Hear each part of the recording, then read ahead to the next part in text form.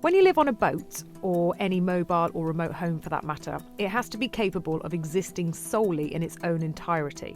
You are off-grid. So everything that you take for granted in a modern home, like electricity, fuel, heating and water, needs to be carefully thought about. It either needs to be generated or at least managed or stored on the boat. Plus, anything that you put onto the boat, like water or rubbish or food consumption, which then turns into human waste, needs to be stored so it can be removed from the boat at the right time. First on the list of things to sort out is water storage. The water tanks on Esperance are huge, really big. I did a rough calculation last night, tried to work them out. We've got two forward ones there and there. I reckon they're 315 litres each, using my basic measurements and a bit of GCSE trigonometry. And then under here, the same ones again, but they go even wider, deeper. Another pair, and they're about 450 litres each. We're over 1.5 tons of water on board, which is great. So even if we're going to get, say, 3 out of the 4 tanks working, or even only, worst case, the 2 big ones working, at least we've got the loads capacity. But I think we can get them all sorted. And maybe one of them can be converted to a freezer. I don't know.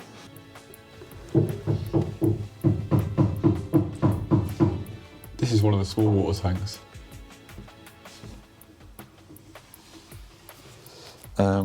Yesterday, I completely emptied the starboard tank. And there we are, with a good foot or so of water in it.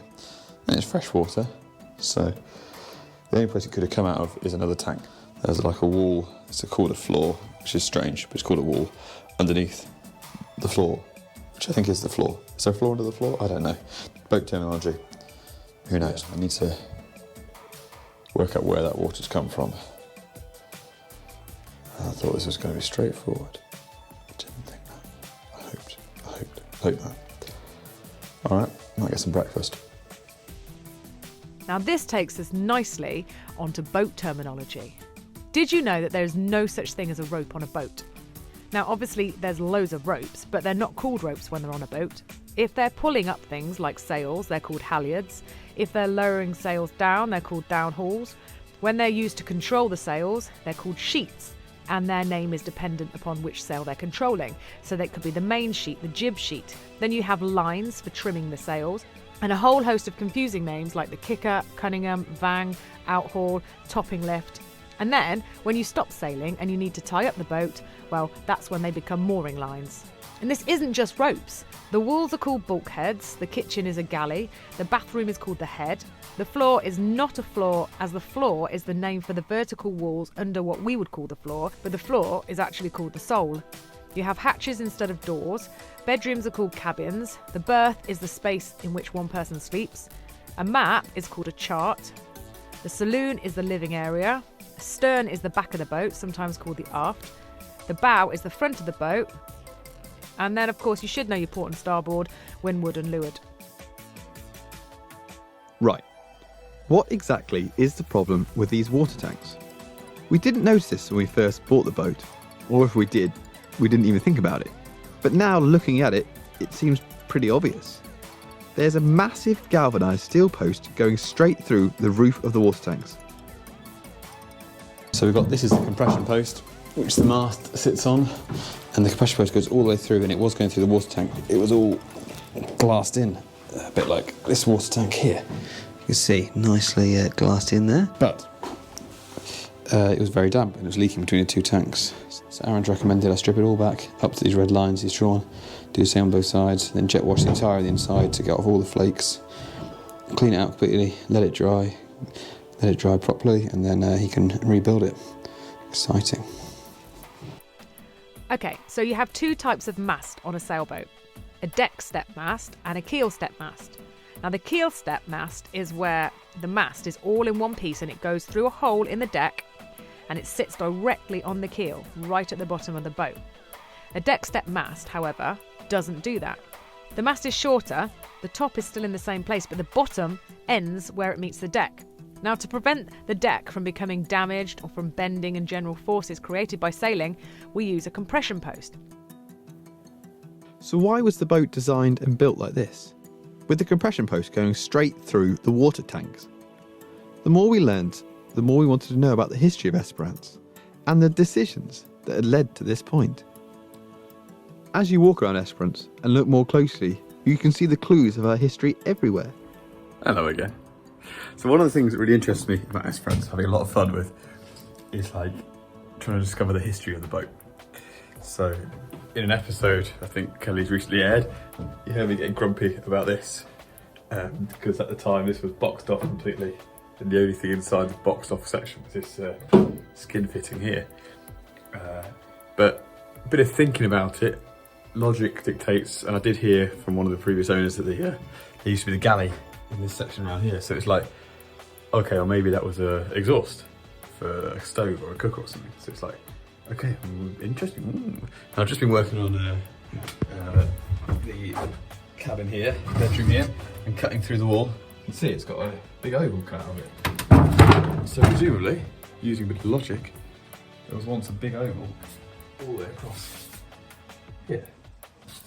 Which would sort of be quite nice. It would tie in with the galley being where I now am, and the food then being passed up to the main saloon area or something like that, which is quite cool. And there's other things as well. So this used to be a solid wall. That's just a bit of balance there. That's been cut out. That's been cut out before. There's a hole here. Well, there was once. You can see by this panel here, it's been filled in, this little triangle, which I'm about to cut out anyway. There's another one over here. A square bit of wood. Oh, sorry, I'm turning that on. There you go. So that's been cut out and then refilled in again. See up here, the line, and then goes over there, where previously there's been walls and there's now not. That's where the trapdoor used to be. You see they cut out the old hinges. There's loads of examples, like over the last 25 years of a life, how people have changed things and moved things around, which I think is quite cool.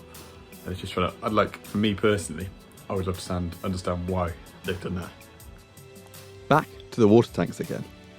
I think we now have all the evidence we need to tell the whole story. The water tanks were not built around the compression post.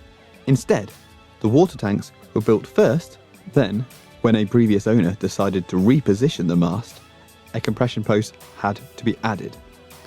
Unfortunately, this new placement lined up with the forward water tanks. The previous owner, or the one after them, or the one after them, then decided to try and make the two existing water tanks serviceable despite the intrusion of their new uninvited guest.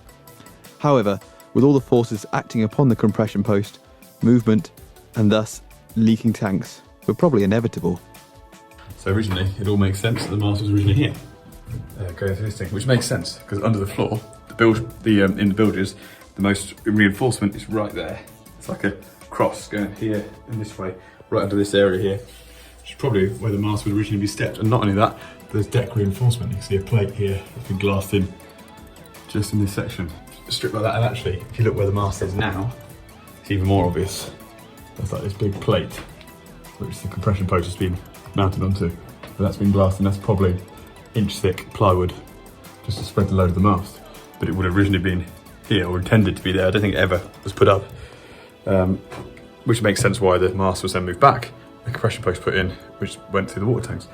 It is so fun to find all these little oddities and to try and piece it all together. So of the 4 water tanks on Esperance, 3 of them leaked. The 2 in the front we talked about. But it's the story behind the stern water tank that leaked that's the most interesting for me. Someone, the previous owner or the previous owner before that, drilled straight through the wall of the water tank. When mounting some equipment on the wall of the engine room, the screws were too long, gone straight through the wall. 6 times. But this discovery, it just made me chuckle and made me smile and genuinely made me happy. 2 reasons. 1, because hopefully it's a pretty simple fix and you've got to be careful saying that on a boat. I know myself what it is to be trapped by fear of making a mistake. I've seen it on other projects and I've already seen it a little bit on Esperance, like I don't want to get it wrong, so I don't even start. And we can't do that with this project, we've got to get going. So seeing this other mistake from other people just reminds me we're all human and I've got to do it. I've got to take the plunge and I've got to keep going. And if something goes wrong, we've got to fix it, pick ourselves up and go again. And that's the only way we're going to get this boat in the water and get going on our adventure. And you know what? If in years to come, future owners are walking around the boat and they go, oh, that's a bit odd. Why is that there? Doesn't make any sense, or I would have done that. You know what? I think I'm fine with that, because at least I did it. At least I had a go.